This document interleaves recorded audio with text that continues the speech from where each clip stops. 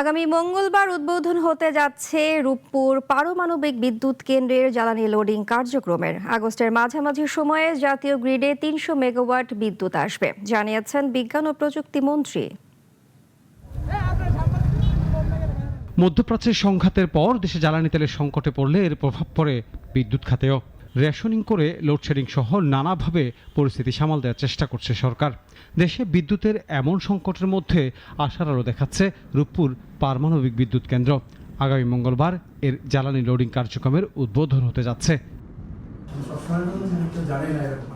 সচিবালয় দুপুরে বিজ্ঞান ও প্রযুক্তি মন্ত্রী জানান, বিভিন্ন ধাপ পেরিয়ে আগস্টের মাঝামাঝি সময়ে জাতীয় গ্রিডে ৩০০ মেগাওয়াট বিদ্যুৎ যুক্ত হবে।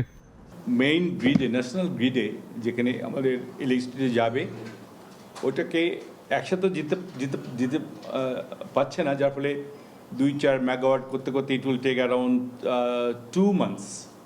Let's say middle of August or 3rd week of August আমরা আল্লাহ চাইতো 300 মেগাওয়াটস বিদ্যুৎ আমরা ন্যাশনাল গ্রিড দিতে পারবো বলে আমরা আশা করছি।